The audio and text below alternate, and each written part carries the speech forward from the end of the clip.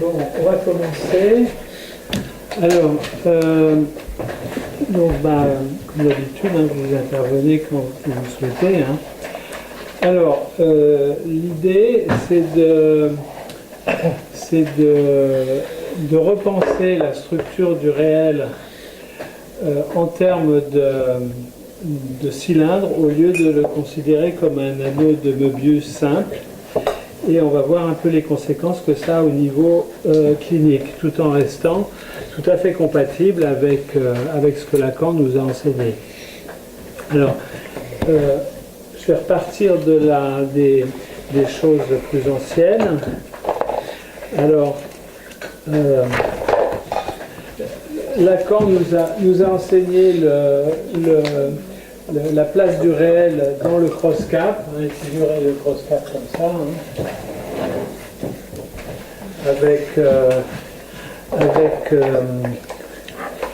avec le réel qui figure. Bon, je le fais très simplement. Le réel qui n'est plus réel du tout. Je vais donner une autre couleur. Donc, qui se présentait un peu comme une espèce de... Bon, je le fais un peu n'importe comment, ça fait un peu le tour, c'est-à-dire que c'était une forme d'anneau de Möbius, n'est-ce pas? Et tout le reste figurant, en fait, la pastille de l'objet petit a. C'est comme ça que Lacan nous l'enseigne, avec donc, comme une pastille, donc un côté rouge, un côté bleu. Alors, ce que j'avais fait dans un moment, c'est d'essayer de faire des déformations continues pour arriver à la fin à quelque chose qui me semble plus simple pour réfléchir, qui est la chose suivante, qui est de dire, bon, on a toujours l'équivalent d'un cross-cap, mais maintenant, le réel, la pastille, eh bien, on va la ramener dans un coin. On la ramène ici dans un coin, avec une face rouge et une face bleue, n'est-ce pas? Et donc tout le reste, en fait, c'est du réel. Donc on garde les trois structures, réel, symbolique et imaginaire, mais à force de déformation, on n'a peut-être pas le temps là, mais si vous voulez, on pourra le faire, c'est un peu chiant à manipuler. Et on arrive à cette structure-là, donc que j'avais développée à un moment. Donc ici, on est ici. Et tout ce qui est asphérique, c'est-à-dire tout ce qui a une structure d'anneau de Möbius, c'est le reste. D'accord? Alors là-dessus, j'avais repris ce qu'avait fait Lacan sur le parcours de ce qu'il a appelé le schéma R, qui en fait figure la transformation d'un objet de la réalité en objet de désir. D'accord ?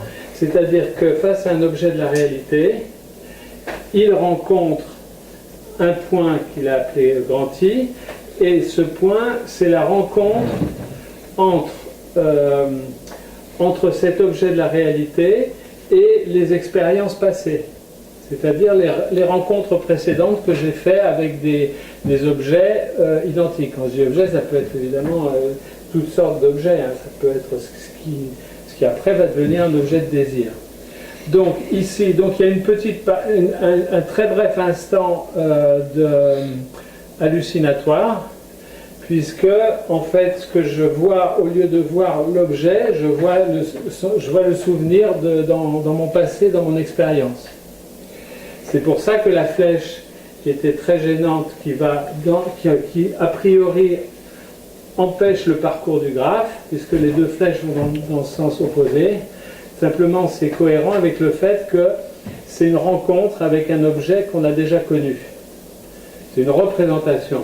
À partir de là, donc là on est du côté symbolique inconscient, à partir de là se propage un chemin qui alors pour le coup fait tout le parcours du réel pour réapparaître sur l'autre face du côté imaginaire et qui rencontre le sujet barré. Et ensuite, ça correspond à ce que Freud nomme le préconscient, et puis ensuite le conscient. Et on se retrouve ici au point M, qui est en regard du point grand M.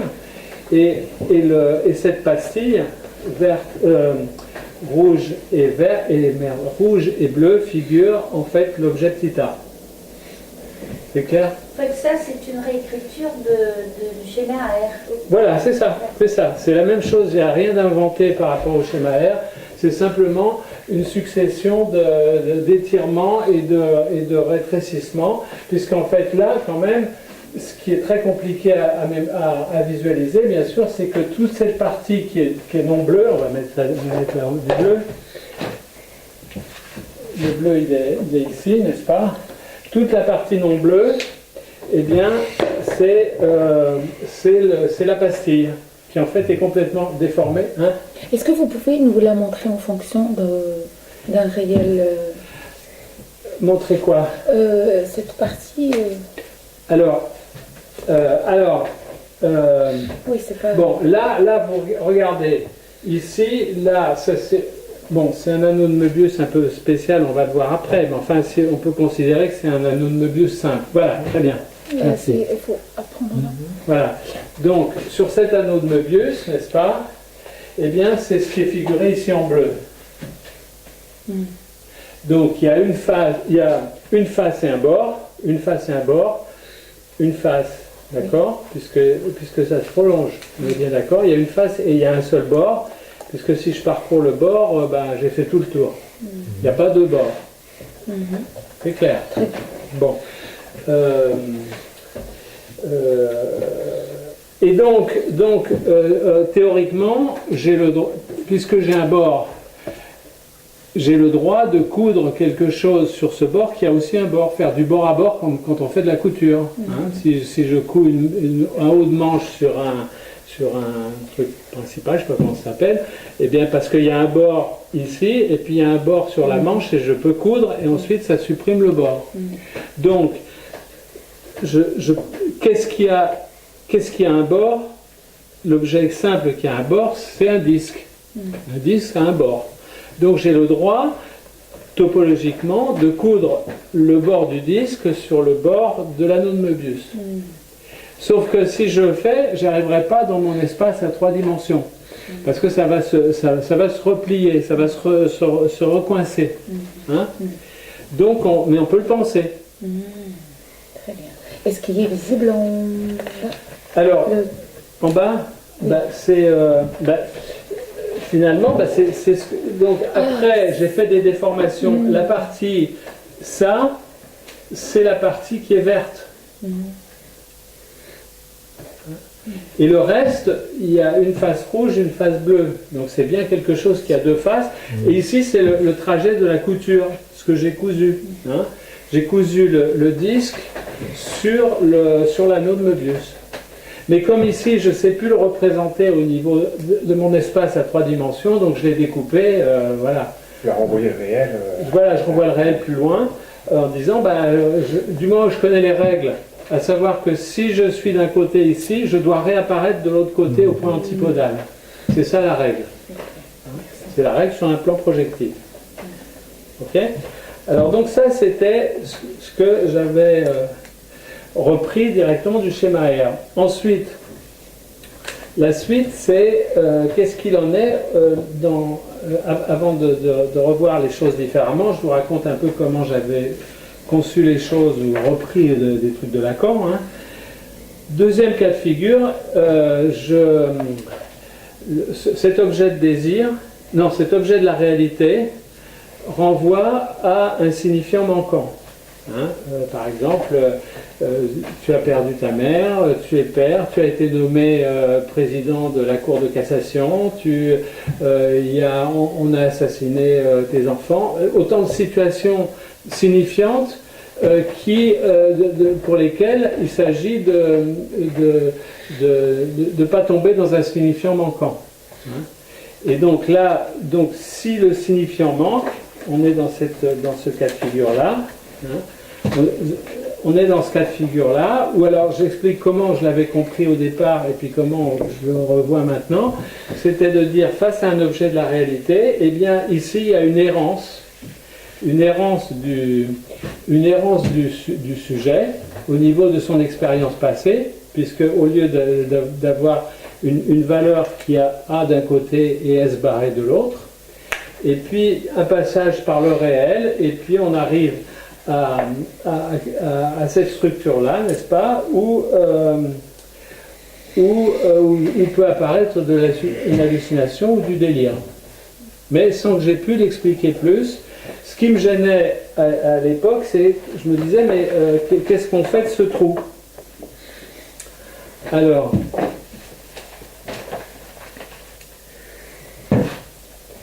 voilà, donc ça c'est l'approche précédente.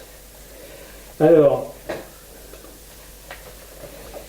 oui, regardez d'ailleurs, c'est ça aussi qui m'a un petit peu interrogé.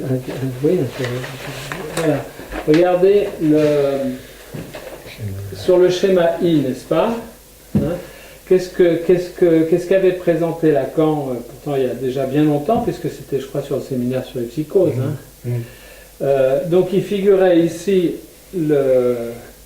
la forclusion du signifiant, la forclusion du nom du père, il l'a présenté ici en P0 et en Phi0. Et je m'étais toujours demandé à quoi pouvaient correspondre ces flèches. Et donc le réel renvoyé ailleurs. Vous voyez, le réel, en fait, là, il le figure comme quelque chose qui est un peu intermédiaire entre symbolique et imaginaire. Les flèches, c'est pas justement que ça repousse Non, enfin, on peut le construire. Non, mais pourquoi pas? Mais j'ai trouvé une explication des flèches qui me paraît plus proche de ce qu'on a au niveau de la clinique. Ça va jusque-là? Bon. Alors maintenant, on va partir d'une autre structure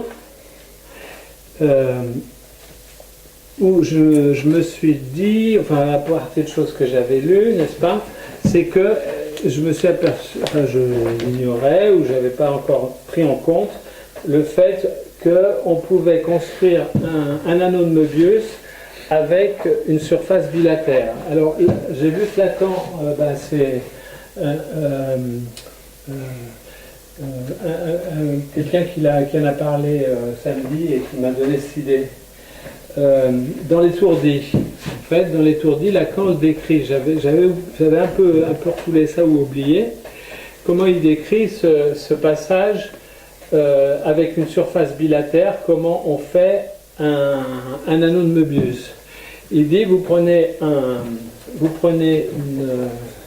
une chambre à air, okay, et donc tenant la chambre à air de cette façon-là, qui tourne comme ça, eh bien, il est possible, il est loisible de tourner, de faire un demi-tour en forçant le caoutchouc. Hein, il est loisible de faire un demi-tour comme ça. Une fois que ce demi-tour est fait, on effondre, on abaisse tout. Donc à ce moment-là, on va avoir une surface qui reste un tore pour l'instant et qui va avoir un aspect unilatère vu de l'extérieur. Et alors là-dessus, il dit on fait une découpe le long de la pliure, hein, le long du pli, et une fois que cette coupure est faite, eh bien on s'aperçoit qu'on a à la fois un anneau de Möbius et à la fois une surface bilatère qui a deux côtés. Le long de quel pli? C'est-à-dire, tu as ton tuyau comme ça, d'accord? Donc tu fais un demi-tour. Ensuite, tu l'écrases. Tu l'écrases comme ça, en fait. Ou comme ça. Il faut voir, je sais pas. Oui, je pense plutôt comme ça. Une fois qu'il est écrasé, à ce moment-là, tu as presque un angle vif. D'accord? Eh bien, il dit, si on découpe le long de cet angle-là, eh bien, on a recréé un anneau de Möbius. On a fabriqué une bande bilatère. Donc on découpe et après on ouvre ce qu'on a découpé. Voilà, c'est ça. Alors, tu l'ouvres, si tu le laisses en contiguïté, ça a l'aspect d'un anneau de Möbius, mais si tu le défais complètement, c'est une surface bilatère. D'accord. Donc, j'avais complètement oublié cette présentation de Lacan. Moi, je l'ai prise par un autre bout, de dire, voilà, Excuse-moi, vas-y. pour en rester à sa présentation, donc tu fais une coupure le long du grand cercle extérieur, mais pas complètement. Parce qu'à un moment, tu prends la ligne de pli de la demi-torsion que tu as fait faire à une partie du tore, Ouais. et tu continues ton trajet sur le cercle intérieur. Et tu reprends après sur l'autre pli pour revenir sur le grand cercle Voilà, intérieur. c'est ça, exactement. Exactement, tu es obligé de faire 2 coupures. Ouais. Hein? Ça en fait une. Ah non! Ah bah non! Je sais pas. Ah bah non, attends, non, bah non, pas du tout justement. Si ça faisait qu'une coupure, on aurait un anneau de Möbius, alors que là on a une sphère, alors que là on a un cylindre. Regarde. Bon, je vais pas pouvoir le dessiner parce que c'est trop compliqué, quoi. Donc l'idée,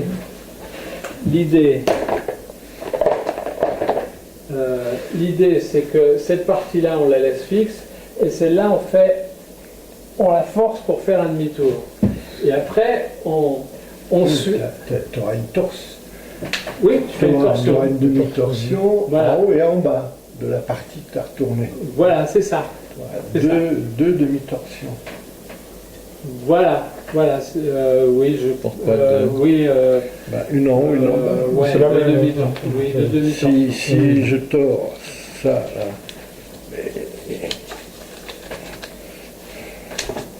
il y aura une torsion ici. Une torsion ici et une torsion là, D'accord. par rapport au brillant.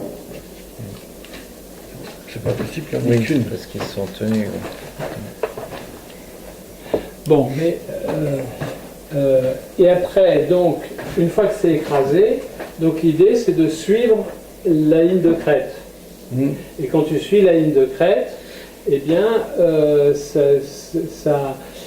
Non, à ce moment-là, oui. Non, justement, je ne suis pas du tout d'accord avec toi. C'est que tu vas faire 2 coupures.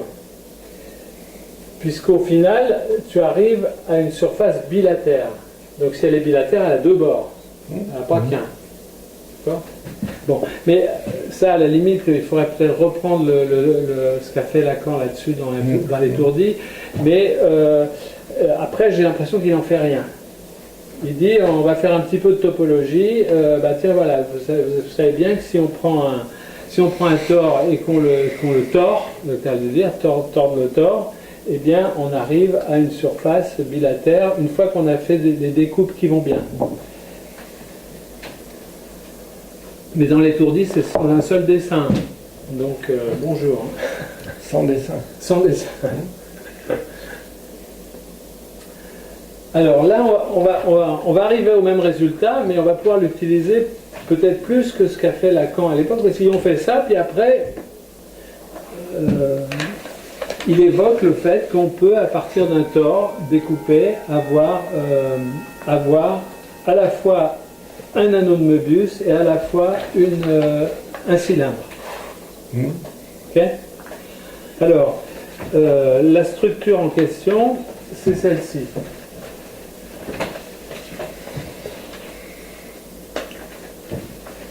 Alors, la voici ici. Je vous la montre aussi un peu autrement. C'est ce que tu as fait. Hein. Là, c'est oui, là, c'est un peu trop aventuré.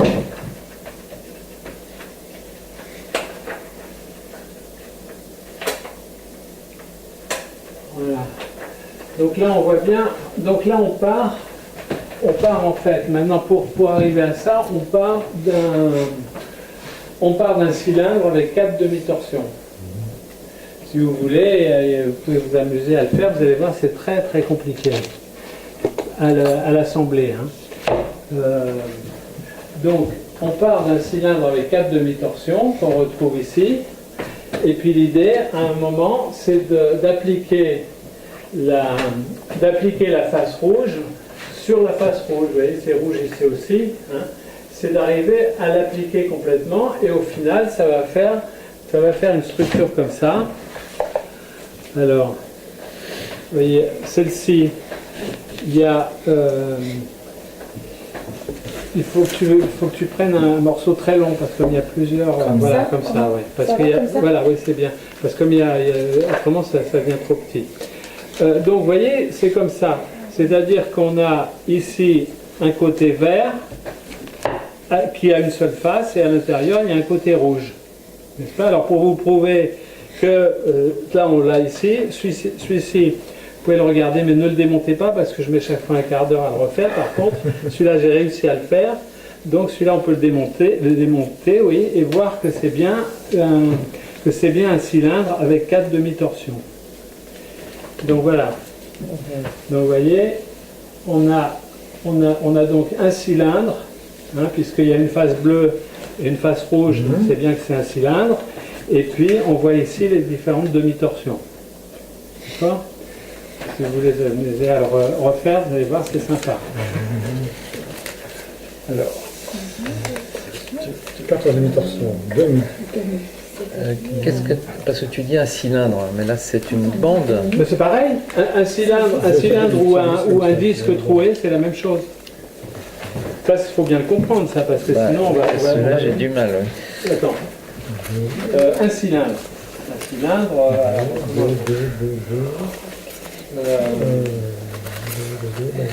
faire comme ça, peut-être.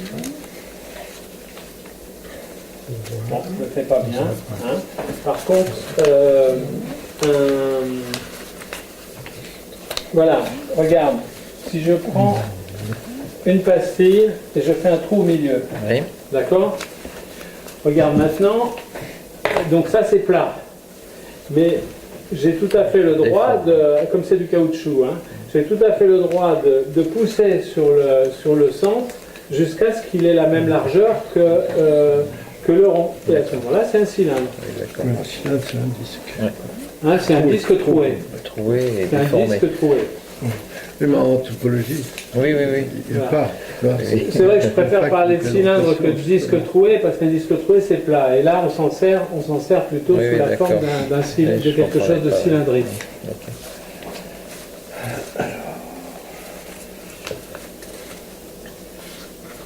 Ok. Alors, Pour revenir à ça. c'est agaçant, hein, mais ça marche. Hein. Et c'est un Ouais. cylindre normal, si je peux dire au départ. Les torsions, elles apparaissent quand tu découpes. Hein. Ah non, non, non, non, c'est au moment de la fabrication. Donc c'est un cylindre avec 4 demi-torsions. Oui, oui, mais voilà, c'est ce qui est là.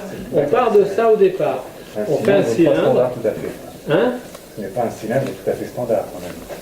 Bah, au niveau topologique, si.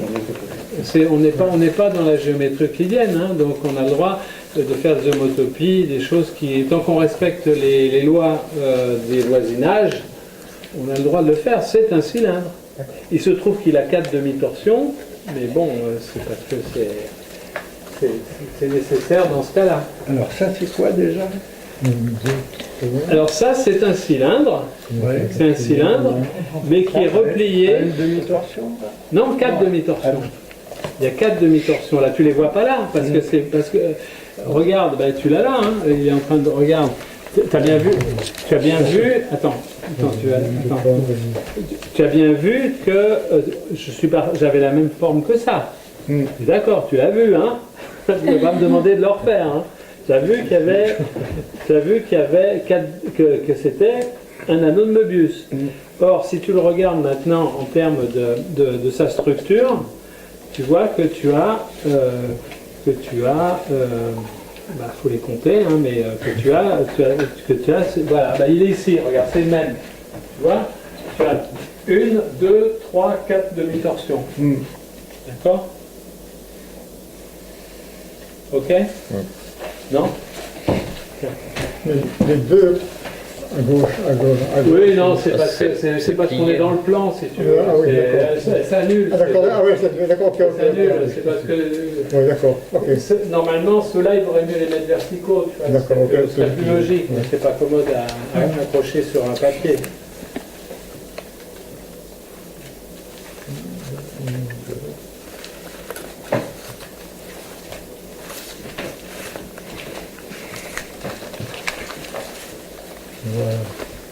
Voilà les 4 demi-torsions. Alors, Voilà. ça, c'est le même que celui-là? Oui, oui, exactement. Ouvert. Ouais, c'est Oui, tu celui-là. peux le mettre comme ça. Essaye de ne Ça, pas l'ouvrir parce que. Oui, oui, non.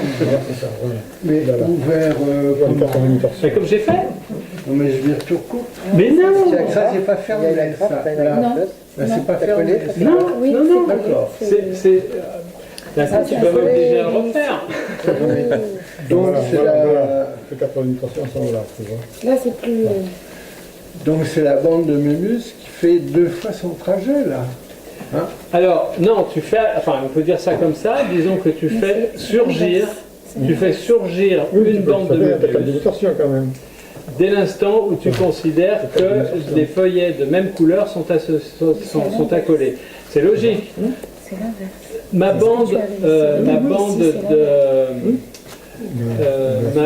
mon cylindre, il avait 2 phases. Oui, d'accord. Ça, j'ai- Oui, mais regarde bien, au départ, on avait 2 faces plus 2 bords. On est d'accord? Bon. Maintenant, qu'est-ce que je fais? J'applique un bord sur un bord. Ok?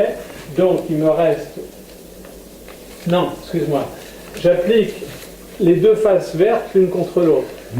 Donc, maintenant, qu'est-ce que j'ai? J'ai une face avec 2 bords.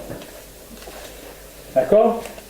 Mais, là aussi, étant donné que les bords sont juste bord à bord, je peux les coudre. Donc du coup, j'arrive avec quelque chose qui ensuite va donner une face et un bord. Oui.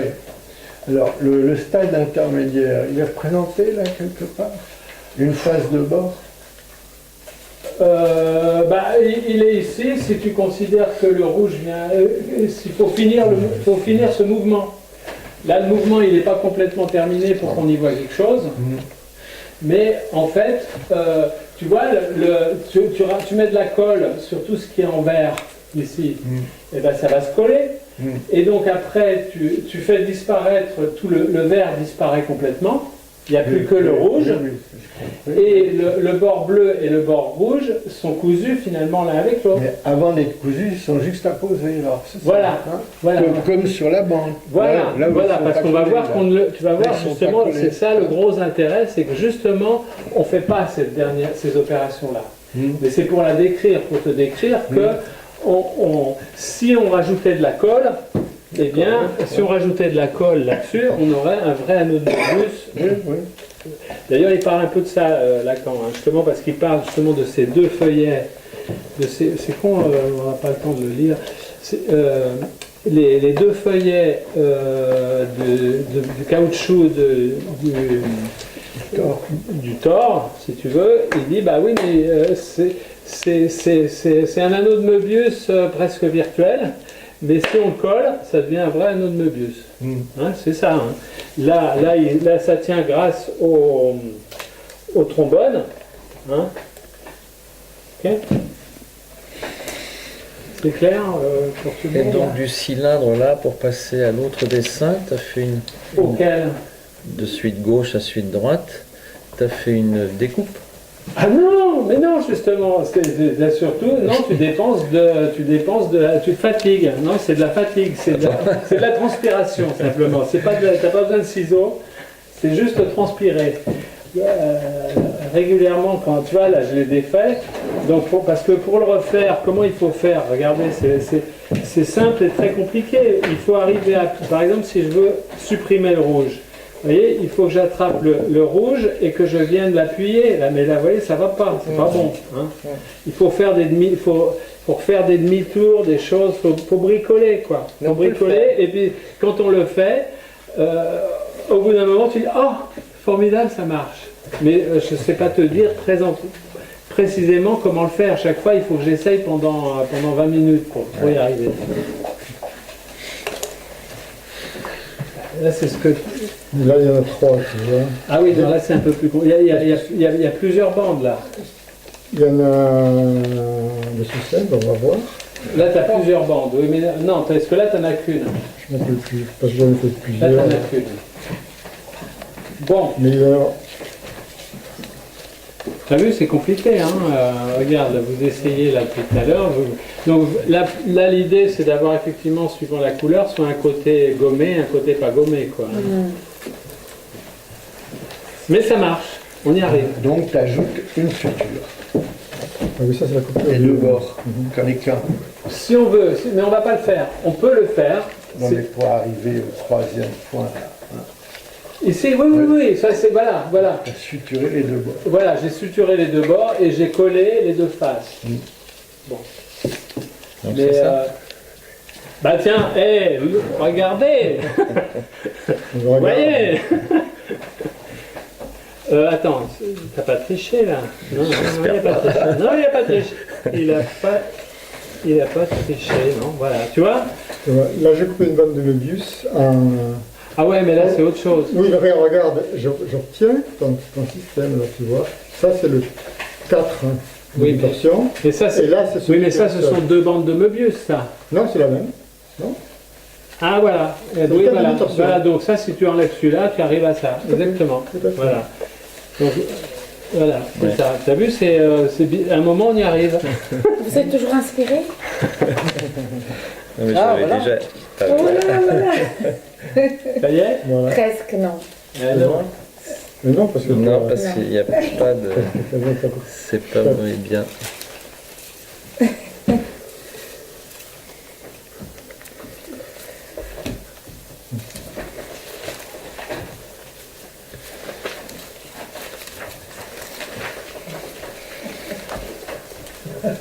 La base, elle est bonne là-bas. Là, c'est plus facile avec les couleurs. C'est bien, là, ça passe bien. Il y a un maté brillant quand même. Ouais. Ouais, c'est vrai. Ouais. Bon, et alors à quoi ça sert tout ça? Voilà, alors ben, on va y arriver justement. Alors avant d'arriver à ça, remarquez un certain nombre de points intéressants. Qu'est-ce qu'on a fabriqué lorsqu'on a construit cette structure? Eh bien finalement, les points de jonction ou de rapprochement sont des points qui sont aux antipodes. Hein. Et d'ailleurs, quand on le construit, on est bien obligé de prendre un bout d'un côté, le bout de l'autre, et se débrouiller pour les raccorder. C'est-à-dire qu'on a constitué ici un ensemble de points antipodaux.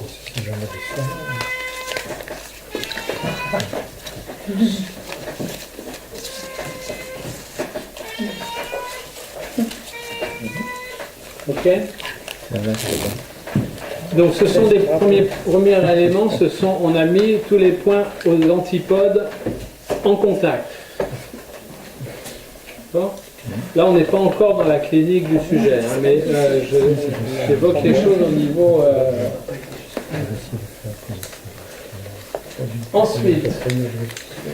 Ensuite, regardez, ces petits dessins, ils sont recouverts de petites flèches. Alors, il y a des petites flèches. Alors regardez un peu ces petites flèches, elles sont très intéressantes. Alors, excuse-moi, d'abord, qu'est-ce que c'est ça, alors, ce dessin? Je te raconte la fin du film alors. Ah, bah, si, oui, non, mais Non, ça, mais là, ça, ça, c'est quoi, ça? ça figure le réel.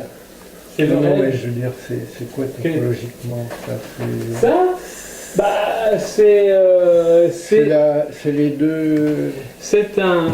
C'est avant qu'elles soient encastrées l'une dans l'autre? Voilà, oui, c'est ça, c'est légèrement ouvert, simplement. Regardez, il y a très peu de... C'est pour que ce soit visible. Hein. C'est ça. C'est un peu comme ça, quoi. Vous voyez, voilà, c'est comme ça. Voilà, c'est comme ça.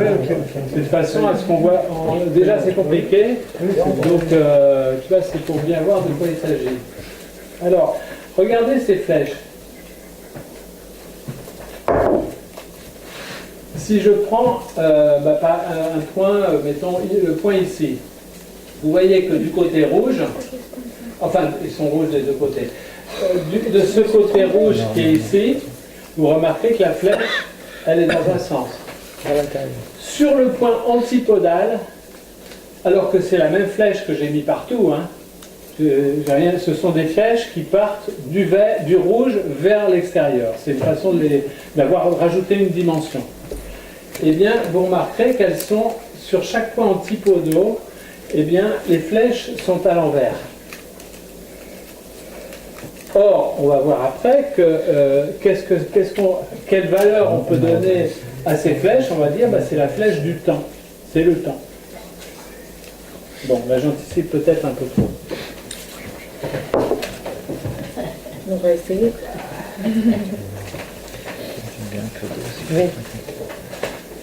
Donc les flèches là, elles sont perpendiculaires à la surface. Voilà, c'est ça.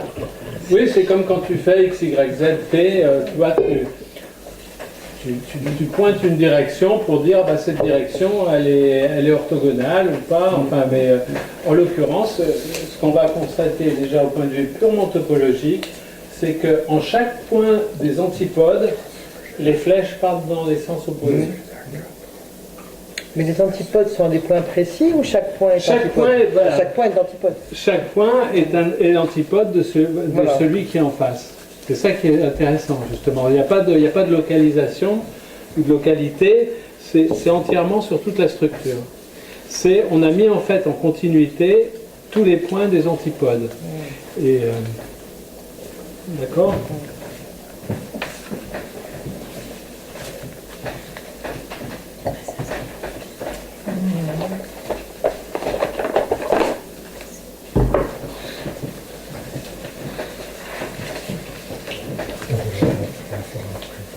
Oui.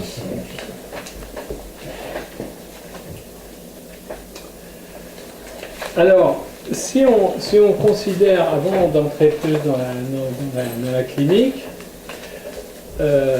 cette connexion des antipodes, et si ces flèches correspondent aux flèches du temps, eh bien vous remarquerez que d'un côté, on est antérochrone, c'est-à-dire qu'on avance comme une horloge, et que de l'autre côté, enfin si on peut appeler ça l'autre côté, à l'antipode, on marche en rétrochrone.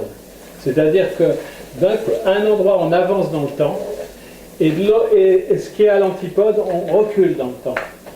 Là, on va du passé vers le futur, et là, on va du futur vers le passé. C'est original, quand même. Donc tout ça, on va le retrouver au niveau clinique. Alors maintenant, à quoi ça sert? On va commencer à y répondre. Alors, quels sont le devenir de ces feuillets? Eh bien, on va s'intéresser déjà à ce qui se passe dans le cas de la névrose ou de la normalité en fait. Le fonctionnement normal du bah oui, c'est la structure qui nous habite. Hein. Alors,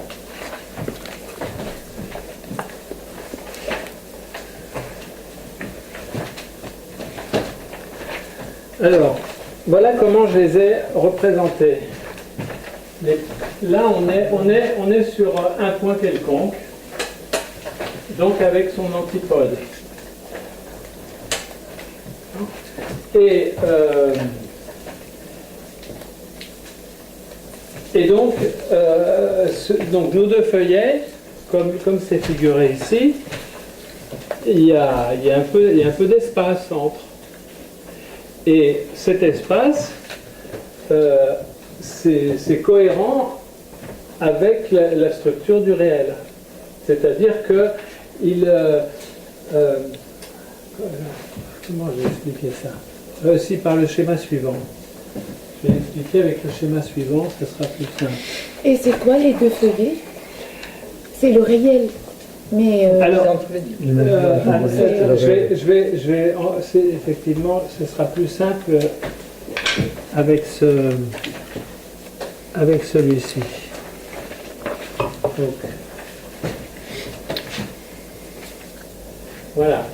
Alors, Donc, vous vous souvenez que dans ce schéma-là, n'est-ce pas, on a affaire à l'objet petit a, hein, qui a un côté rouge, un côté bleu. Et je dis là, c'est que là, on a la même structure. Donc là, ce que j'ai figuré, c'est un objet petit a, avec la nouvelle structure. Donc cet objet petit a, eh bien, on va pouvoir le parcourir. Et alors, donc, tout le reste, c'est le vert du réel. Hein, tout ce qui est au lieu d'avoir un réel qui serait monofeuillet et un objet petit a qui n'aurait qu'un feuillet, du coup, on en met deux. Pourquoi? Parce que si le réel a cette structure à deux feuillets, dès qu'il y a une connexion avec un objet petit a, un objet de désir, eh bien l'objet de désir acquiert les caractéristiques topologiques du réel environnant. Et ce réel environnant, on a vu que on pouvait le considérer comme deux feuillets. N'est-ce pas? Alors là, on va pouvoir parcourir exactement le même cheminement que là, ce que j'avais fait là. Bon, là c'est la version avec un trou, mais on peut considérer qu'il n'y a pas un trou. Hein. Voilà, comme ça en gros. Bon, c'est juste pour qu'on se perde pas trop. Donc là, vous voyez, on part du point thème, n'est-ce pas, qui va jusqu'en I. Le point M va jusqu'en I. Émerge du grand A, du grand autre, éventuellement un matching, une reconnaissance avec un objet de ma propre expérience qui ressemble suffisamment pour que je dise tiens, c'est une feuille d'érable ou c'est un rouleau de scotch, parce que j'en ai déjà vu, sinon je ne pourrais pas dire ça. Donc là, on revient ici, et du coup, ici, toujours sur ce parcours, on atteint ici le réel, et on fait le grand parcours du réel meubien pour arriver de l'autre côté à l'antipode. C'est très important ça. On arrive à l'antipode avec quelque chose qui vient sur le sujet barré et puis qui ensuite vient sur petit i et sur m qui est figuré ici. Hein. IM, c'est les mêmes. Alors, pourquoi cette forme-là? Ben parce qu'on peut dire ce qu'on veut sur cette forme. Hein. C'est-à-dire que ce sont quand même des points comme ici, quoi. Ce sont quand même, on peut considérer que c'est des points de rencontre. Comment concevoir vraiment un objet de désir s'il n'y a pas une certaine rencontre entre une dimension symbolique et imaginaire? Ah, cette nouvelle voiture que j'ai vue qu'est-ce qu'elle est belle, ça serait bien que je puisse m'en offrir une. Il y a bien quelque chose qui va plus ou moins se rapprocher. Alors, tu mets une flèche entre M minuscule et I minuscule. Oui, c'est les flèches qu'on a oui, vues tout à l'heure. Je l'ai oublié, tu as raison. Voilà. D'accord? C'est ça que tu demandais. Et plus haut aussi, alors de petit i vers le petit m. Non, sur le bleu. De petit i, ben c'est ça, de petit i vers le petit m. Ah oui, voilà, c'est ça. On passe par là, oui.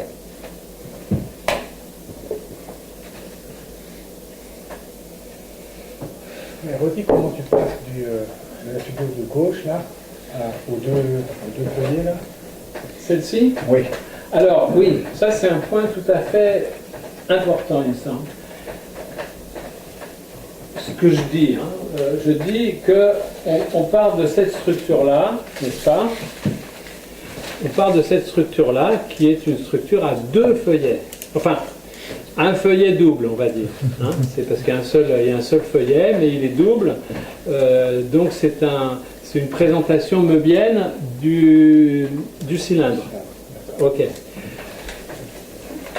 Si il y a une rencontre entre ce réel et un objet de désir, s'il y a connexion, eh bien, je dis à ma façon que l'objet petit a en question va acquérir la même structure.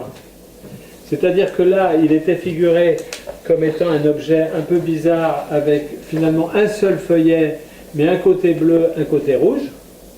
Alors que là, c'est beaucoup plus simple finalement. C'est de dire, étant donné qu'il est connecté sur le réel, qui lui-même a une structure à feuillet double, eh bien l'objet petit a a une structure en feuillet double, qu'on retrouve ici ou là. Avec la particularité, et j'insiste bien là-dessus, c'est que ces deux points sont aux antipodes. Alors, j'avais parlé de ces petites flèches, ces fameuses petites flèches. Donc là, si on... je ne sais pas si vous avez figuré là, mais enfin, vous comprenez que ici, je vais avoir une flèche dans ce sens-là, et là, je vais avoir une flèche dans l'autre sens, comme c'est indiqué là. Ça va être comme ça. Et qu'est-ce que ça veut dire au niveau clinique? Ça veut dire que quand je rencontre un objet, j'avais plus de marqueur rouge, putain, il y a un marqueur rouge, génial. Eh bien, ce discours, ces deux phrases que je viens de dire, elles ont pris du temps entérochrone. J'ai commencé une phrase et je l'ai terminée avec un point à la fin. Donc j'avance dans le temps. Mais pour que je me dise, c'est justement ça dont j'avais besoin, et je reconnais qu'il s'agit d'un marqueur rouge, exactement celui dont j'avais besoin. Et bien là, j'évoque le passé dans l'autre sens. Je repars en marche arrière au niveau du temps. C'est le temps de mon expérience, c'est-à-dire que c'est un temps rétrochrone.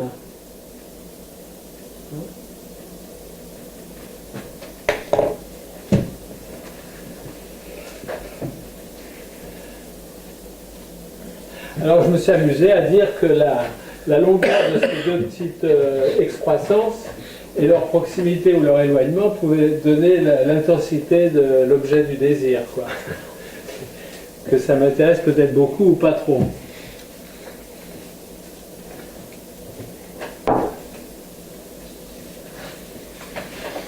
Alors, Oui, le fait que le réel ait une structure en double feuillet, ça vient de... Qu'est-ce que c'est ça? J'ai pas... ça m'a vient- manqué des trucs, ouais.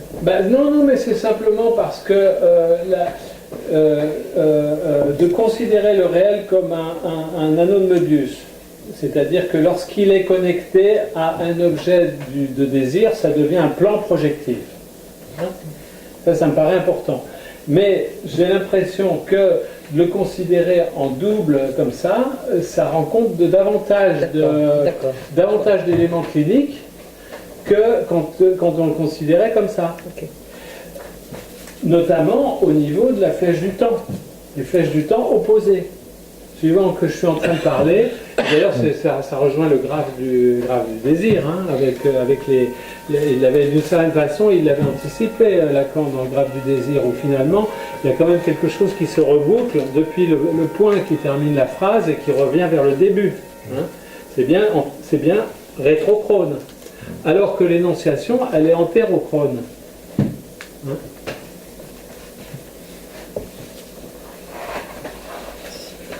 Bon.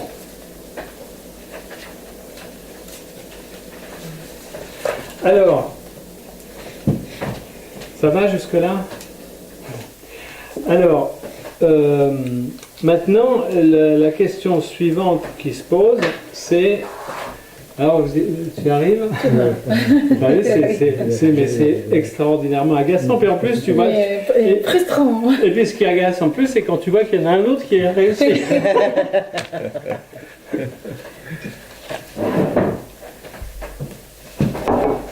Alors, maintenant, l'autre question, c'est que se passe-t-il lorsque le signifiant qui est mandaté correspond à une forclusion. Alors déjà, moi, ce qui je trichais presque un peu, on va dire, en disant ouais, bah, qu'est-ce qui se passe? Eh bien, dans le cas de la forclusion du nom du père, eh bien, il y a une espèce d'errance et d'erreur qui fait que bah, ça essaye de contourner. Ce que suggérait un des intervenants samedi, il dit bah non, mais on passe de l'autre côté. Bah oui, mais ça oblige à passer un bord. Passer un bord, c'est pas évident au niveau de la topologie. Parce que là, tu changes de structure. Et on va voir d'ailleurs les... Bon, on ne va pas anticiper. Alors, donc voilà un peu comment je l'ai représenté ici.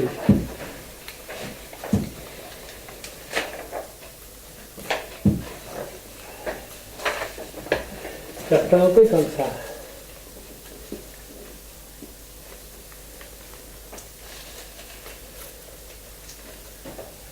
Alors, ce que je dis, là, si on veut être logique avec notre raisonnement, c'est que finalement, le signifiant fort clos, c'est un peu comme s'il y avait une mise en continuité des deux petites excroissances.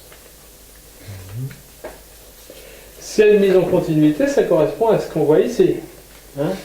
C'est-à-dire que, du coup, eh bien, il y a une espèce de passage possible entre ici et là. Et surtout, ce qui est le plus intéressant, c'est de dire qu'est-ce qu'il y a dans le trou? Eh bien, il n'y a rien. C'est les grandes discussions à l'heure actuelle en cosmologie sur les trous noirs. Ah, mais les trous noirs, ils attirent tout. Ben non, tu as d'autres raisonnements qui disent le trou noir, ben il n'y a rien. Il n'y a rien. C'est un trou. Hein, c'est comme si vous voulez écrire des grandes équations sur le trou qu'il y a au milieu d'une chambre à air. Il y a une chambre à air avec un trou. Ben pour nous, c'est évident que le trou du milieu, c'est juste un trou. Par contre, si on est sur la peau de la chambre à air, on peut passer d'un côté à l'autre, puisque c'est un tore. Hein? Mais le trou, on s'en fout. Or, justement, ce qui est assez amusant, c'est les astrophysiciens et cosmologistes, ils passent leur temps à écrire des équations hyper sophistiquées sur le trou. Alors que probablement, il n'y a rien. Comme ici. Dans le trou, il n'y a rien. C'est du rien. Alors, c'est du rien qui fait une mise en continuité. Alors maintenant, comment on va représenter les remaniements induits par... C'est pas un vide créateur. Non, c'est un vide, c'est un avatar, on va dire, c'est un avatar de la psychose. C'est pas... non, justement, ce qui est créateur, c'est l'absence de trou. C'est ça qui est créateur. Cette structure-là est créative, puisque c'est à partir de là qu'on fabrique tous nos objets de désir. Alors,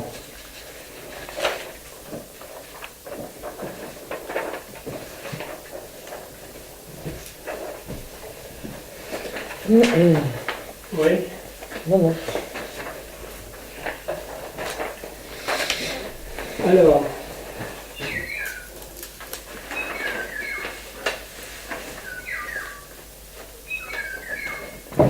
Alors, donc là, on parle ici là, de ce signifiant fort clos, et il est représenté ici à nouveau, et on va essayer de comprendre quel est le parcours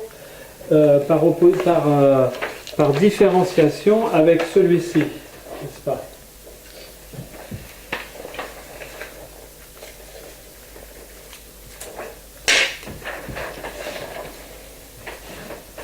Là, on figure la façon de faire avec les objets de désir dans le cadre de la normalité ou de la névrose, on va dire. Alors là, ce que j'ai figuré là, c'est qu'en fait, du coup, on a dit ce trou, c'est un trou, c'est du vide. Donc, par contre, la peau, c'est la peau qui est en continuité. Eh bien, à ce moment-là, eh bien, on va essayer de refaire le parcours. Vous allez voir, comme je trouve ça assez intéressant. Donc, objet de la réalité, grand M. Objet de la réalité, grand M. qui vient se rencontrer avec I de quelque chose qui vient du grand A. Mais là justement, il y a un accès direct dans le trou. Et alors c'est amusant, parce que cet accès direct dans le trou qui fait que... Enfin, non, pas dans le trou, sur les bords du trou, enfin sur le bord, sur l'espèce de court-circuit. Et regardez, c'est assez amusant, parce que du coup, moi je trouve que ça ressemble beaucoup à ces flèches qu'il y a sur le grand P0 et le Φ0. Hein? Comme s'il y avait quelque chose qui va à ce moment-là,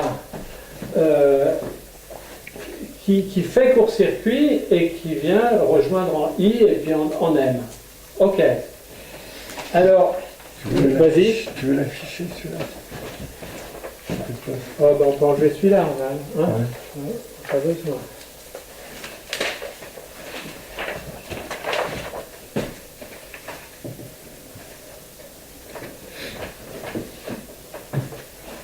Alors bon, il y a des éléments qui sont effectivement plus issus, les termes qui sont là sont plus issus de Schreiber. Hein. Donc, bon. Alors, quelles sont les conséquences? Et c'est ça que je trouve intéressant. Pourquoi, voilà, ou alors posons la question autrement. Pourquoi est-ce qu'il y a hallucination ou délire? Alors moi je trouve une explication, je trouve assez simple. C'est que, bon, d'abord, on n'est pas psychotique 24 heures sur 24. On est psychotique quand il y a un appel, quand on est appelé par l'extérieur à un signifiant où il y a forclusion du nom du Père. Okay, mais il y a le reste du temps. Alors, le reste du temps, on est là. C'est-à-dire que notre ami psychotique, il a besoin de scotch, il tient du scotch, il prend son scotch et il s'en sert. Il sait qu'avec le scotch, il peut pas l'écraser, il a une certaine résistance. Pourquoi? Parce qu'il sait que chaque fois qu'il a affaire à un objet de la réalité et qu'il va transformer en objet de désir, il y a un parcours par le réel. Hein? Vous voyez, il y a cette flèche verte qui réapparaît là. Il sait, comme tout un chacun, on sait tous que l'objet de la réalité, objet de désir, ça passe toujours par le réel. Bon. Lorsque il est mandaté ou il est appelé à... Hein? Ah oui, je comprends ce que tu veux dire. Là, on ne passe plus par le réel du tout. Voilà, exactement.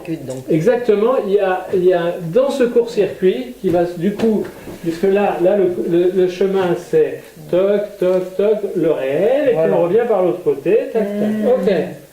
Là, qu'est-ce qui se passe? On fait toc, tac, vite, et on passe directement de l'autre côté. On plie le réel à son désir. Pardon? On plie le... Oui, on peut dire ça, parce que souvent, effectivement, dans la psychose, il y a une espèce de déluge narcissique, hein, c'est sûr. Alors, sauf que pour le sujet, maintenant, qui a l'habitude que dès qu'il ressent quelque chose, comme tout un chacun, tiens, je le tiens, ça oui, ça c'est du scotch, eh ben, il n'a aucun moyen de savoir que c'est pas passé par le réel. Donc ce qu'il a perçu, eh ben, c'est exactement la même chose que du réel. Hein, et d'où la dimension hallucinatoire ou délirante, quoi. Parce qu'il ne peut pas savoir que c'est pas passé par le réel. Parce que c'est un avatar, c'est quelque chose, c'est une anomalie. C'est une anomalie, mais comme tu l'as remarqué très bien, ça ne passe pas par le réel. Et donc, du coup, ces perceptions, ben, c'est comme si elles venaient du réel, bien sûr. Hein, ce regard hostile que j'ai vu dans le métro, cette voix que j'ai entendue, tous ces éléments liés au délire ou à l'hallucination dans la psychose, eh bien, et bon, je pense à une patiente qui, au fil du temps, est passée de cela à dire « j'ai l'impression qu'on a dit du mal de moi », alors qu'au départ, c'était « on a dit du mal de moi ». T'as pris de la Mais non, main-d'œuvre là, vraiment. t'as pris de la main-d'œuvre étrangère. Hein. C'est Yes. agaçant, hein? Yes. Mais, Jacques, dans le schéma R, il me semble que tu parles pas de réel, mais de réalité. Oui, je suis d'accord, mais Qu'est-ce que tu dis, Gérard? Je n'ai pas entendu. Dans le schéma R, il me semble qu'il ne parle pas de réel, mais de réalité. Des bandes de réalité, je crois. oui, moi, c'est vrai que je ne pose pas trop cette question parce que je m'appuie un peu sur une phrase que j'ai trouvée de Lacan où il dit le réel, c'est la réalité du sujet parlant. Bon.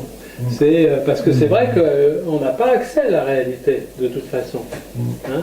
Donc c'est la réalité psychique, ça peut être je sais pas, c'est pas que j'en fais des synonymes, mais je me pose pas la question. Tu vois, pour moi, ça fait partie de RSI, quoi. C'est le RSI. Le R, il est toujours associé à S et à I. Alors est-ce qu'on l'appelle réalité psychique ou réelle? Bon. Je ne suis pas trop préoccupé de ça. Que c'est pas forcément la réalité extérieure, quoi. Ah ben non. Manipulable. Ah bah non. Tu parlais du rouleau de scotch. Mais La relation mais entre non, le- parce que ce rouleau de scotch, qu'est-ce que c'est dans la réalité? J'en sais rien. Je n'en sais rien. Je ne sais pas ce que c'est. Ouais. C'est dans ma réalité, c'est dans mon réel que c'est du scotch et en plus je sais lire, c'est écrit scotch.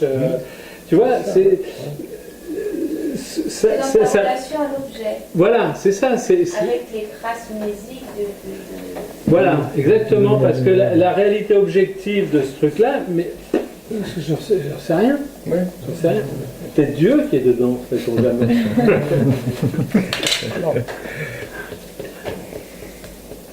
Est-ce que ça aurait un sens dans ce que tu racontes? Moi, je reviens à la pastille. Oui, D'imaginer qu'on la sépare par une lame pour passer, voilà. oui, Tu vois ce que je veux dire? oui, dans le sens de l'épaisseur, oui. Oui, De telle manière qu'on obtient. oui, oui, oui, voilà, c'est exactement comme ça que j'entends. C'est-à-dire que ce coup de rasoir, Voilà. il est lié au fait que je me suis connecté sur le réel et que je vais hériter, puisqu'il n'y a pas de localité, hein, ce machin tu peux le mettre là où tu veux, hein, donc il n'y a pas de localité, mais nécessairement il va hériter, enfin, c'est comme ça que je le dis, il va hériter de la topologie du réel. C'est-à-dire que si la topologie du réel, comme elle était figurée là, c'est simplement un simple anneau de Möbius, point, eh bien la pastille a une structure d'une vraie pastille simple. Mais si le réel a la structure d'un anneau de Möbius fabriqué à partir d'un cylindre, eh bien à ce moment-là, l'objet petit a a une structure double aussi. Parce qu'il y a un héritage, puisque c'est dans le prolongement. Enfin, c'est comme ça que ça me sert au niveau clinique en tout cas. Est-ce que tu peux donner un exemple au niveau clinique, par exemple? De quoi? De comment ça ou de oui, ça? quand tu dis ça me sert au niveau... Oui. Ah oui, alors, oui, ben voilà, déjà parce qu'on peut se dire, ben ça c'est quand même, on voit une énorme différence entre ça et ça. Mais il y a tout à fait des éléments, il y a aussi des éléments qui sont tout à fait hors pathologie, qui nous fait passer de ça à ça. Par exemple, le rêve, n'est-ce pas?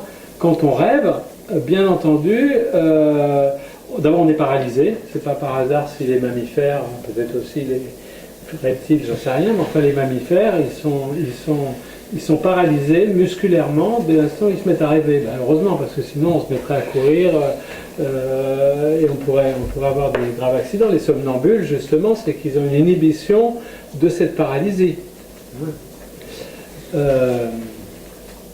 Donc dans le rêve, eh ben, il y a aussi, on est à nouveau dans cette situation-là. C'est auto-référencé, quoi. Voilà, et ça marche tout seul. Et d'ailleurs, regardez l'intensité éventuelle de la réalité dans le rêve. Extraordinaire. Mais c'est extraordinaire. On serait réveillé, on dirait que c'est de l'hallucination pure et simple. Hein, sauf qu'on rêve. Il y a également le cas des hallucinations hypnagogiques. C'est Freud qui parle de ça. Ce sont des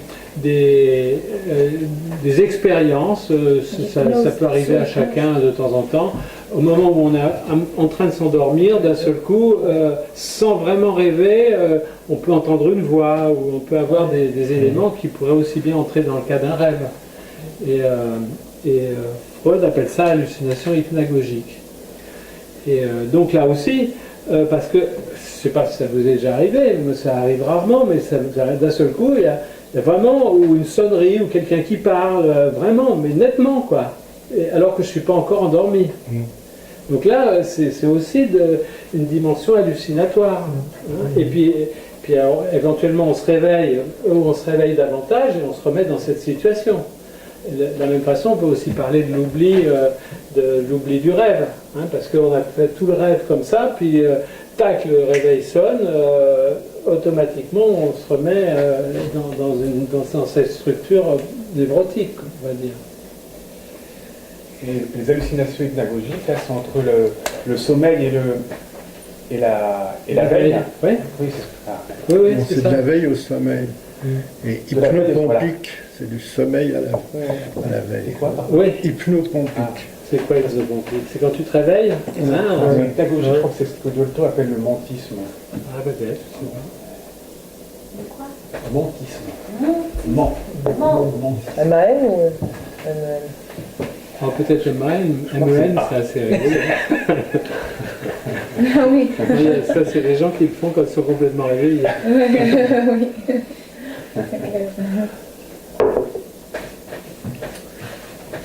Un autre exemple, comme ça que je le comprends en tout cas, c'est la traversée du fantasme. Finalement, pourquoi ne pas considérer la traversée du fantasme comme quelque chose qui se rejoint là, en disant, au cours d'une séance, c'est exactement ça. Mais ça dure que très peu de temps, parce qu'à un moment après, on se dit, bah oui, mais ça c'est... Alors qu'est-ce qui se rejoint dans la traversée du fantasme? Eh bien, c'est un pont. C'est un pont de cette façon-là, mais qui ne dure qu'une fraction de seconde. Entre quoi et quoi? Entre symbolique et imaginaire. Mais en passant par le réel. J'en sais rien, pas sûr. Pas Je sais forcément. Pas sûr. C'est justement au décours de la séance analytique où d'un seul coup, il y a une rencontre et je sais pas. Et dans le cauchemar, ce serait du réel qui émergerait peut-être à un moment donné, qui réveillerait. Justement, moi, je crois qu'il n'y a pas de réel dans le cauchemar. Non, attends, je vais dire les choses à l'envers. Je vais dire au contraire, il y a un réel au même titre que dans l'hallucination, il y a un réel. C'est-à-dire, c'est un réel subjectif.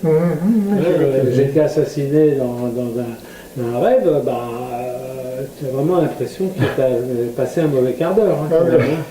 C'est du cauchemar. Ah oui. De manière très simpliste, on pourrait dire qu'il y a une suppression du réel alors. Voilà, exactement. Voilà. Et d'ailleurs, c'est assez amusant ce que tu viens de dire, parce que regarde, quand on parle de forclusion du nom du Père, c'est bien ça qui est en cause. C'est par exemple une mère qui a tout fait pour entourer de ses bras l'enfant au point de lui cacher le réel. Elle lui cache le réel en disant, grâce à moi, tu n'as pas besoin de souffrir, tu n'as pas besoin d'être confronté au réel. C'est aussi ça qui est en cause. Et c'est une annulation du réel quand même dans l'avènement d'un psychotique. Mais pour ce qui concerne la traversée du fantasme, on peut parler de suppression du réel. Oui, regarde, j'ai envie de dire, repense à cette traversée du fantasme 2 heures après. C'est une impression de réel, mais c'est ça, c'est exactement ça. Puis après, il dit, non, c'est pas ça. Il y a le c'est exactement ça, n'a pas forcément à voir avec le réel, sauf que c'est ça qui fait avancer le travail analytique. Pourquoi? Parce que justement, c'est une rencontre entre ce qui est entérochrone et rétrochrone qui se rejoint quand même. Bon, je le dis comme ça, hein, je ne sais pas si...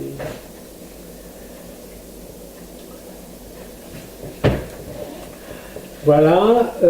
Alors le dernier point, et puis j'aurais un peu fait le tour, hein. Le dernier point auquel j'ai pensé tout à l'heure, cette structure-là, si vous lui rajoutez dessus cette structure, si vous voulez rajouter le réel, hein, c'est-à-dire ce plan, on a quoi? On a un plan projectif. Non, là c'est un plan projectif qui est troué. Mais là, c'est pas un plan projectif troué. C'est puisque le trou, il est extrinsèque. Il n'est pas dans l'intrinsèque de la structure. La structure, c'est une peau avec les méridiens et les parallèles, hein, et on passe comme ça. Et donc, il y a une espèce du coup, il y a une espèce de trou courant d'air, hein, comme dans un tore. Mais un trou courant d'air avec une surface unilatère, qu'est-ce que c'est? Eh ben, c'est une bouteille de Klein. Alors, un trou avec quoi? Regardez, là, on a affaire à une surface unilatère. Normalement, c'est un plan projectif. Alors, un plan projectif, on peut le représenter de plusieurs façons. Ça peut être une surface de Boyle. Vous voyez, il n'y a pas de trou, hein. C'est un plan. C'est un plan qui a fait un petit tour dans la dimension 4 pour être construit, mais en tout cas, c'est un plan, il n'y a pas de trou. Il y a quatre structures qui n'ont pas de trou. Il n'y en a pas 5. Après, s'il peut y avoir plus... Enfin, disons, les 4 structures princeps qui n'ont pas de trou, c'est la sphère, le tore, le plan... Ah ben, le tore, il n'y a pas de trou. La peau, il y a un trou au milieu, mais il n'y a pas de trou. La peau n'est pas coupée. Il n'y a pas de bord. Il n'y a pas de bord, voilà, merci. Il n'y a pas de bord. Voilà, des surfaces sans bord. Il y a 4 surfaces sans bord. Il y a la sphère, le tore, le plan projectif. Enfin, ceux qui n'ont pas de trou du tout, hein, il y a donc je reprends. La sphère, le plan projectif, n'ont pas du tout de trou, même au sens de trou central. Hein. Et il y en a 2 qui ont un... Alors, la sphère, elle est bilatère, le plan projectif, il est unilatère. Il y a 2 surfaces qui ont une espèce de trou courant d'air au milieu. C'est le tore et la bouteille de Klein. Qu'est-ce qu'ils ont, ça, hein? Le tore et la bouteille de Klein, qu'est-ce qu'ils ont? Ben, ils ont regarde, si tu regardes bien, ça ressemble quand même vachement, regardez, ça ressemble vachement à un tore, ce truc-là. Sauf que c'est unilatère. Donc, on peut dire qu'une bouteille de Klein, c'est un tore unilatère. Hein? Et, puisque ça vient, au lieu de se rabouter comme ça, au lieu de rabouter ce morceau comme ça, ce qui aurait fait un tore, on le raboute par l'intérieur. D'accord? Donc, c'est... Et... Qu'est-ce qu'on a dit depuis le début? On a dit que tout ça avait une structure de plan projectif, donc unilatère. Et là, qu'est-ce qu'on a rajouté? Ben, on a rajouté un trou courant d'air. Donc, on a, au moment de la forclusion du nom du père, on est dans une structure de bouteille de Klein.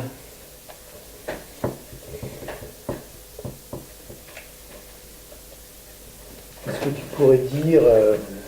ça ne paraît pas évident. En quoi, justement, c'est un plan projectif?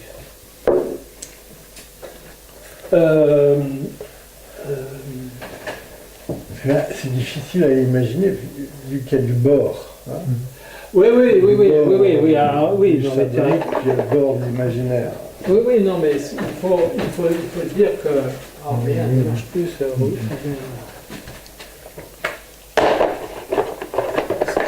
Ce qu'il faut concevoir, c'est la même structure que ici.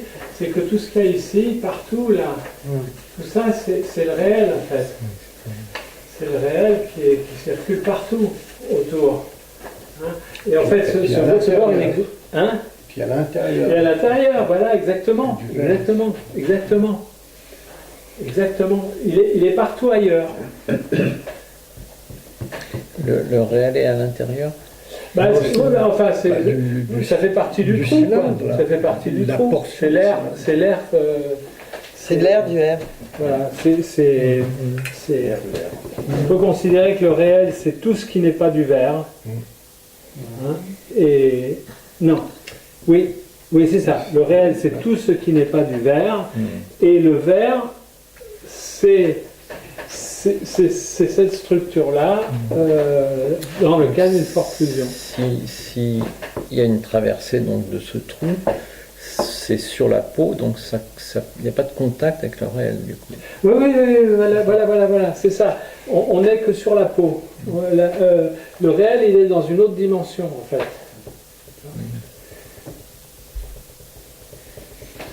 Donc ce qui fait la différence, excuse-moi, c'est un peu... Entre ces deux-là, c'est que dans celui-là, il y a un trou qu'il n'y a pas ici. Oui, absolument. Alors bon, je m'aperçois que je suis peut-être pas d'accord avec moi-même là. C'est que je pense que en fait le réel il n'est pas partout. En fait, le réel il est dans le il n'est pas partout. Il est dans le prolongement. Il est dans tout ce qui vient se raccorder sur ce rond-là et ce rond-là. Il n'est pas à l'intérieur. Il n'est pas à l'intérieur. Et dans ce que tu dis là, dans le cas d'une rencontre qui fait non-continuité, donc les traces de cette rencontre vont se répercuter dans le réel. Et est-ce que c'est en ce sens que ça va pouvoir faire histoire et historiser quelque chose d'une rencontre? Oui, on peut dire ça, mais moi je dirais plutôt que l'historisation, ou je sais pas comment on va dire, l'historicité, elle provient de grand A, qui lui dépend du symbolique. C'est-à-dire, dans le grand A, c'est le lieu de l'expérience du sujet, plus que du côté du réel. Elle est nourrie par le réel, et si le réel est déficient, on est dans ce cas de figure, elle se nourrit du réel pour chacune des expériences, et qui c'est qui m'a raconté justement une mère qui refusait de... Ah ben oui, c'est une histoire avec Dolto, je crois, justement. Oui, c'est ça, c'était quand il y avait une émission sur Dolto, où ne voulant pas dire à ses enfants, les obliger, par exemple, à ne pas mettre la main sur le feu, eh bien, jusqu'à ce qu'il le fasse lui-même pour que ça ait une marque plus forte. Oui, c'est une brûlure. Et alors donc Par le sadisme de la situation. Oui, c'est le sadisme. C'est que c'est un passage par le réel. C'est comme si elle refusait d'enseigner le réel et que l'enfant doit lui-même apprendre le réel. S'il se casse la gueule, et au moins comme ça, il ne le refera pas, parce que sinon les conseils, il ne les écouterait pas, quoi. C'est un truc un petit peu comme ça. Oui. Mais je pense que plutôt, pour moi, c'est plus pratique de dire que l'expérience, elle n'est pas dans le réel, elle est produite par le réel, mais elle est en A. Elle est dans le trésor des signifiants. L'expérience est produite par le réel. Voilà. Donc là, on ne peut pas parler d'expérience dans l'autre cas, le cas de la psychose. Oui, d'ailleurs, c'est souvent ce qu'on rencontre, hein, à savoir qu'il y a une espèce de perplexité permanente et que c'est ça qui est très usant quand on a affaire à des psychotiques, c'est d'être obligé de répéter la même chose tout le temps, comme si dès qu'il y a de l'angoisse, l'expérience passée, elle dégage. Hein. Il n'y a pas de grand tas là, excuse-moi. Il n'y a pas de grand tas là. Voilà, c'est ça. Lacan dit quelque chose quand même, quand le sujet rencontre un père réel, le père de la jeune fille dont il est amoureux. C'est là qu'il y a la forclusion, parce qu'il ne rencontre pas le signifiant père. Il rencontre que le réel, quoi. Ça c'est pas bien compris. Je sais pas. C'est-à-dire, il est père, mais il n'a pas la fonction. Non.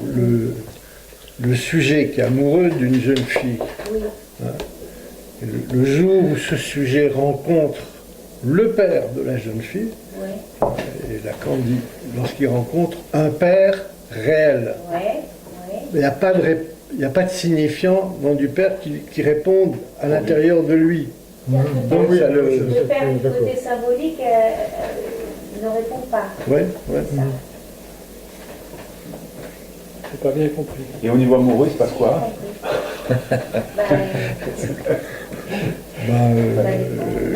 Délire, enfin des tas de choses catastrophiques. Qu'est-ce que tu as pas dit? J'ai pas bien compris ce que tu as dit.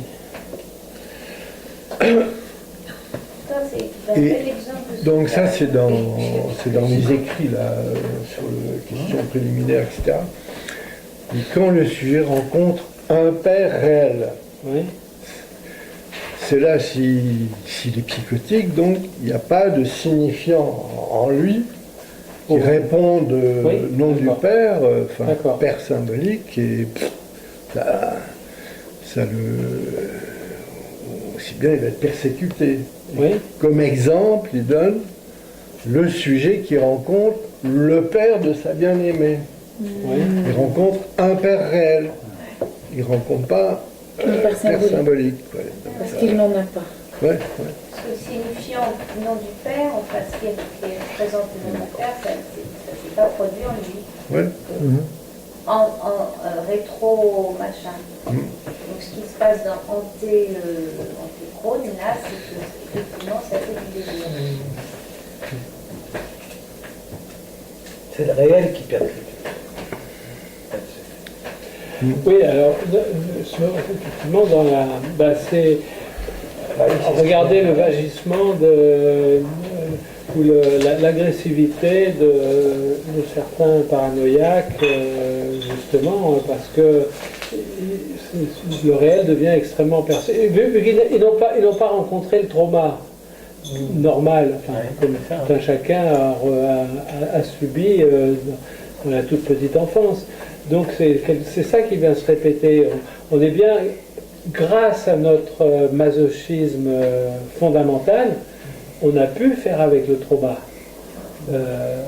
Et dire que cette douleur, elle est bénéfique pour devenir un être parlant, tu vois, pour basculer sur mais si ça fait défaut, et ben après et d'ailleurs c'est comme ça qu'on mène les cures des autistes et on va éventuellement, ils gueulent parce qu'ils voulaient jouer avec quelque chose et le thérapeute ne veut pas, et bien éventuellement tu vas tenir l'enfant peut-être un quart d'heure jusqu'à ce que tu lui montres qu'il y a du trauma et que c'est du trauma bienfaisant.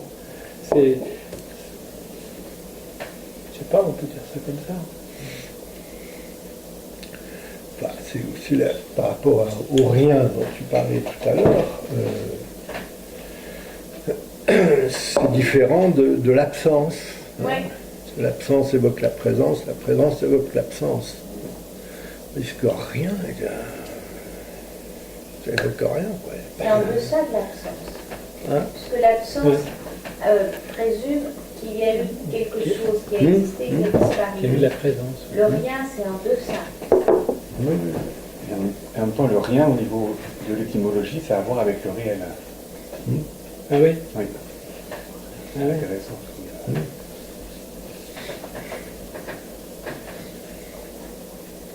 Oui, c'est là que le père, il est rien.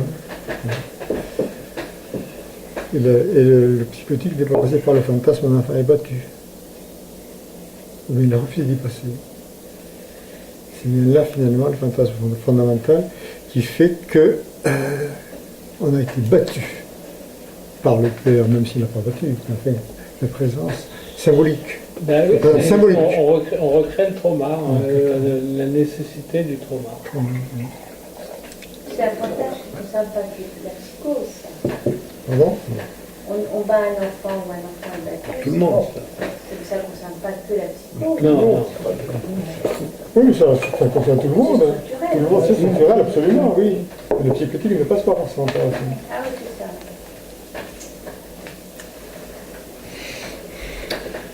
Dans le schéma I, là, moi je le comprenais comme une déformation du schéma R. C'est pour ça que les flèches, je les voyais comme étant ce qui repoussait. Donc tu dis que tu les as perçues autrement. Bon, parce que quand même, si on veut être, regardez, si on veut être vraiment compatible, Ça s'étend. Tu dis repousse, Oui. ça s'étend. Oui. Les trous s'étendent. oui, ça peut s'entendre comme ça, mais là, on a quand même des flèches qui peuvent poser problème. Hein, tant que donc cette flèche, elle va dans ce sens-là, et si tu regardes de l'autre côté, elle va dans ce sens-là. Donc, on a des flèches qui, que ce soit du côté symbolique, du côté imaginaire ou du côté symbolique, vont, on va dire, du centre vers l'extérieur. Appelons ça comme ça. Oui. D'accord? Elles sont dans le même sens, les deux flèches. Or là, j'ai justement pas figuré l'essence des flèches parce que justement ça circule comment? Il y a plus ce cheminement là. Et donc Il y a plus d'antipodes aussi. voilà. Et donc le fait de regarde, on peut dire que c'est effectivement soit une extension du trou, soit de dire qu'il y a effectivement un parcours qui se fait comme ça et qui se fait comme ça. C'est-à-dire qui vient, comme c'est figuré ici, c'est-à-dire quelque chose qui vient sur la peau du côté symbolique et qui vient sur la peau du côté imaginaire. On peut penser qu'il y ait la demi-chambre à air, comme ça, dans le schéma I, qui relie les deux trous. Ça a un rapport avec ce que tu as Voilà. figuré là. Oui, moi, c'est comme ça que je l'ai compris. Oui, si tu replies cette partie-là sur celle-là, on se retrouve dans cette configuration-là, avec le réel qui est extérieur. Et ça peut aussi figurer, après on le comprend comme on a envie, mais ça peut aussi figurer que dans ce cas de figure-là, on ne passe pas par le réel. Le réel, il est ici, il n'est ni là ni là, et il n'est pas là non plus, il n'est pas là non plus.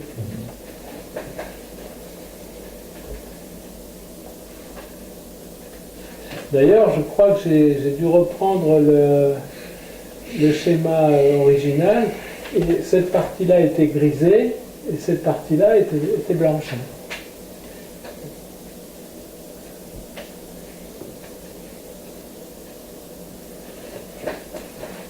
Alors, c'est vrai qu'on va retrouver tous les éléments, on retrouve tous les éléments qui sont figurés là-haut, grand M, grand I, petit M.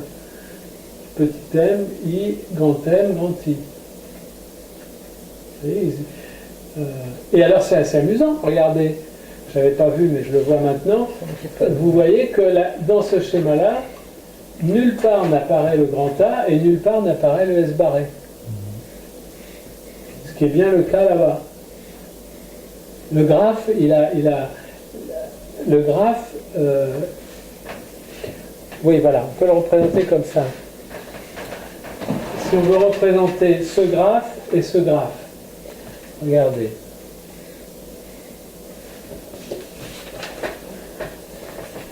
Ce graphe ici, c'est M,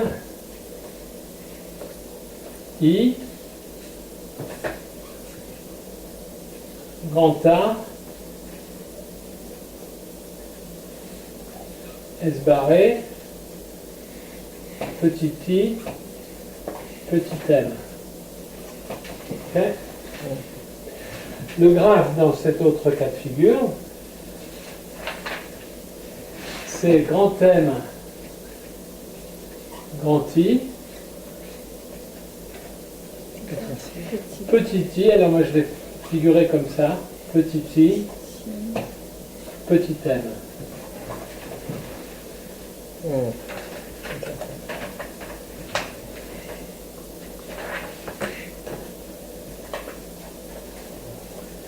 Là, il y a un passage par le grand autre et le sujet. Et un passage par l'inconscient, enfin par le réel qui n'est pas figuré là. Mais c'est un court-circuit. Mais c'est un court-circuit dont le sujet est la dupe. Il n'a aucune raison de penser qu'il est passé par le court-circuit. Et alors évidemment, c'est source de grande angoisse, enfin de tous les symptômes qui vont avec la rencontre, avec le trou, le signifiant manquant.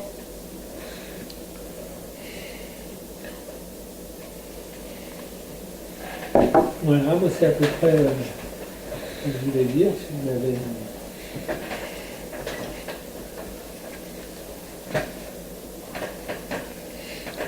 Est-ce que tu veux bien redire 2 mots à nouveau sur le réel sous forme de 2 feuillets, à nouveau, si tu veux bien redire Oui, bien sûr. Ben,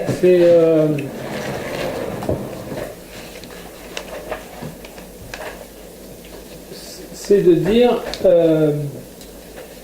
je dispose d'un cylindre et je souhaite en faire une bande de Möbius, c'est-à-dire d'être cohérent et compatible avec la structure du réel que Lacan nous a enseignée.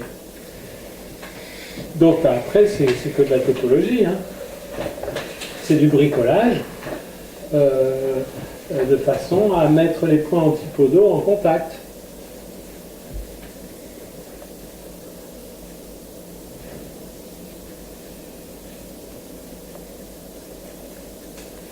Ce qui est d'ailleurs assez amusant, hein, c'est que certaines, bon, vous savez qu'il y a 20-30 conceptions cosmologiques de l'univers, hein, et il y a une des conceptions qui est exactement celle-ci, indiquant qu'il y a des feuillets avec les points antipodaux qui seraient en contact. Hein? Ben, c'était, au départ, c'était l'idée d'un mec qui était contemporain d'Einstein, qui s'appelle Schwarzschild, et qui a eu la mauvaise idée de partir à la guerre de 14 et qui est mort avant d'avoir été à la fin de son travail.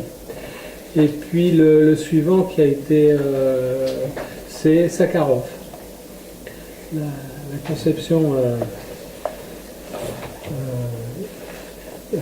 topologique de l'univers rejoint celle-ci. Alors, est-ce que c'est parce que Sakharov était un être humain et qu'il avait attrapé quelque chose de lui et qu'il l'a projeté sur l'univers? C'est comme ce qu'on fait en général, hein.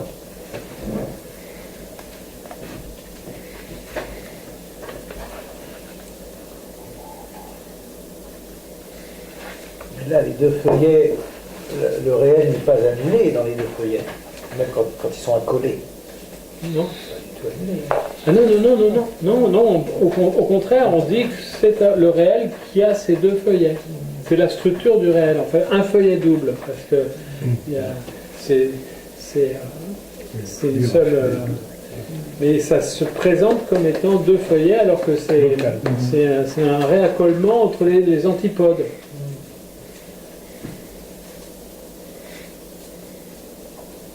Alors je crois d'ailleurs si je ne me trompe pas, hein, c'est que ce point triple là de convergence comment dire, que ce point correspond justement à une des présentations de points antipodaux. on peut considérer que là et ce qui est à l'intérieur sont en contact, étant justement des points antipodaux. C'est une façon, là aussi, de replier, qui me paraît assez complexe, hein, mais c'est une façon de replier un plan projectif, d'une certaine façon. Il est replié, c'est joli.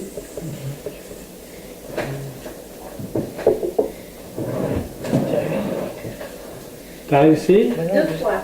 Bravo! C'est presque magique. Mais t'as vu, quand on y arrive, c'est magique. On se dit, ah!